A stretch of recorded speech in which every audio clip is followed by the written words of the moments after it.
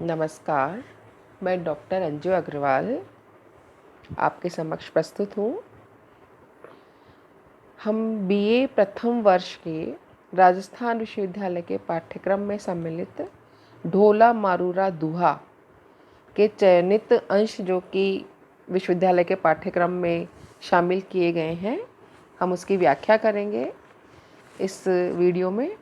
लेकिन व्याख्या से पूर्व ढोला मारूरा दुहा के पीछे जो लोक कथा है, उस लोक कथा को हम जानेंगे, जिससे कि हमको उसके दूहे या दोहे समझ में आ सके। ढोला मारूरा दुहा 11वीं शताब्दी में रचित एक लोक भाषा काव्य है। मूलतः दोहों में रचित इस लोक काव्य को 17वीं शताब्दी में कुशल राय ने कुछ चौपाइयाँ जोड़कर विस्तार दिया था। इसमें राजकुमार ढोला और मारू, जो कि राजकुमारी है, उन दोनों की प्रेम कथा का वर्णन है। ढोला मारू की कहानी राजस्थान की बहुत ही प्रसिद्ध लोक कथा या लोक गाथा है। वास्तव में जो नरवर के राजा नल थे, नल के पुत्र सालह कुमार का विवाह 3 साल की उम्र में बीकानेर स्थित पुंगल क्षेत्र के पंवार राजा थे, पंवार राजा पिंगल की पुत्री मारू से हुआ। और चूँकि ये बाल विवाह था, बाल विवाह में गौना होता है, तो गौने के पश्चात ही जो विवाहिता है उसको उसके ससुराल भेजा जाता है। तो बाल विवाह होने के कारण जो मारवणी थी या जो मारू थी, उसको उसके ससुराल नहीं भेजा गया, क्योंकि गौना नहीं हुआ था। और क्योंकि बाल विवाह था और के बीच के अंदर कई समस्याएं भी आई, तो गौना नहीं हुआ और इस बीच में बहुत सारा समय निकल गया, बहुत सारे वर्ष निकल गए। इतने वर्ष निकल गए, ढोला बड़ा हो जाता है और ढोला बड़ा होकर के बचपन के इस विवाह को, क्योंकि बहुत छोटा बच्चा था, इस विवाह को भूल जाता है। बड़ा होने पर उसका विवाह फिर मालवणी से हो जाता है। देखिए, आप लोग नामों में कंफ्यूज मत होना, क्योंकि मारवणी वो है जिससे कि बचपन में ढोला का विवाह हुआ है, और बड़े होने पर, वयस्क होने पर उसका विवाह होता है मालवणी से। तो मालवणी से वयस्क होने पर ढोला का विवाह हो जाता है। मालवणी को अपनी सौतन जो मारवणी है, जो कि बहुत ही सुंदर है, ये मालवणी को पता है कि बचपन में ढोला का विवाह हो चुका है। ढोला इस बात को भूल चुका है कि उसका बचपन में विवाह हुआ था, लेकिन मालवणी को ये पता होता है किसी के माध्यम से कि ढोला का बचपन में विवाह हो चुका है, और जो मारवणी है वह बहुत ही सुंदर है। सुंदरता के उसके किस्से मालवणी को पता है, मारवणी के सुंदरता के किस्से मालवणी को पता है। तो मारवणी जो जिसका कि बाल विवाह हुआ था, मारवणी को ढोला याद है कि उससे उसका विवाह हो गया है, और वयस्क होने पर वो मारवणी जो है ढोला तक बहुत सारे संदेश भिजवाती है, उसको पत्र भेजती है, संदेश भेजती है। लेकिन मालवणी जिससे उसका विवाह हुआ है, वो उसका कोई संदेश, कोई पत्र ढोला तक पहुंचने नहीं देती है। और इधर मारवणी जो है वो ढोला से मिलने के लिए बहुत बेचैन है कि वो उससे मिल जाए, ढोला उसको मिले।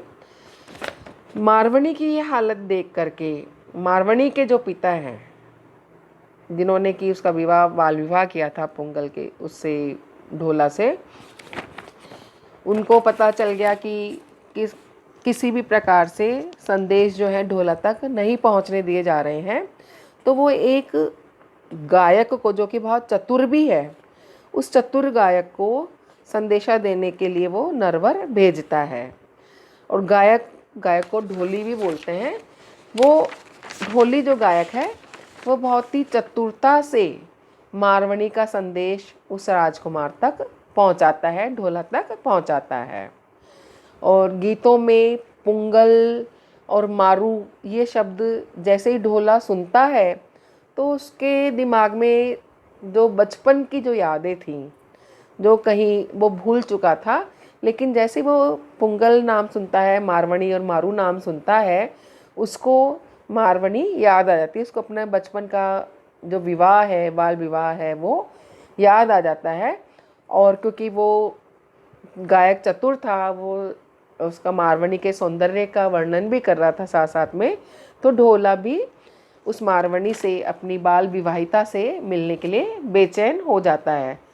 और जब वो जिक्र करता है मारवणी से मिलने का, मालवणी से, अपनी विवाहिता पत्नी से, वयस्क पत्नी से, तो मालवणी उसको कोई ना कोई बहाना लगा करके रोकती रहती है, मारवणी के पास नहीं जाने देती है। लेकिन एक दिन जैसे तैसे करके ढोला मारवणी से मिलने के लिए तेज ऊँट पर सवार होकर के निकल ही पड़ता है कि आज तो उसको मारवणी से मिलना ही है। तो मारू ढोला को देखकर बहुत प्रसन्न हो जाती है और वो उसको ब्याह करके वापस नरवर के लिए लौटता है। अब नरवर के लिए लौटता है वापस, तो रास्ते में एक उमर सुमरा, यहाँ पर देखिए खलनायक समझ लीजिए इसको, उमर सुमरा। तो उमर सुमरा मारवणी जो कि बहुत ही सुंदर है, वो उसको छीनने के लिए एक चाल चलता है कि जैसे तैसे मारवणी मेरी हो जाए, ढोला से मैं इसको छीन लूँ। तो तेज रफ्तार ऊँट को दौड़ाता हुआ ढोला जो है उसके हाथ से भी निकल जाता है, जैसे तैसे बच करके नरवर पहुंच जाता है। और नरवर पहुंचकर मालवणी को उसकी ईर्ष्या से थोड़ा सा निकालता है, जैसे तैसे समझाता है, और मालवणी को भी मारवणी के साथ रहने के लिए समझा लेता है। और इस प्रकार से दोनों, ढोला, मारू और मालवणी, तीनों बहुत ही खुश खुश रहने लगते हैं। तो ये लोक कथा है। लोक कथा का मतलब क्या है कि जो लोक में कही जाती रही है, लोग बाग उसको कहते रहे हैं, सुनते रहे हैं। तो ऐसे में ये जो लोक कथा है, वास्तव में इसका मूल स्वरूप क्या है, ये मूल स्वरूप हम नहीं खोज सकते हैं। इसका मूल स्वरूप खोजना असंभव सा है। इसके इतने ये जो कृति है ढोला मारूरा दुआ, इसके राजस्थानी परंपरा में बहुत सारे रूपांतर मिलते हैं। कोई एक रूप इसके दोहों का नहीं मिलता है, बल्कि अलग अलग रूप में कहे हुए दोहे जो हैं वो हमको मिलते हैं। तो ये कह सकते हैं कि ये प्रसंगात्मक गीतों का एक संग्रह है। इसमें एक कहानी कही गई है जो अलग अलग दोहों से निकल करके, इसके सूत्रों को पकड़ करके एक कहानी रची गई है, बुनी गई है, जो दर्शकों के सामने या श्रोताओं के सामने आती है।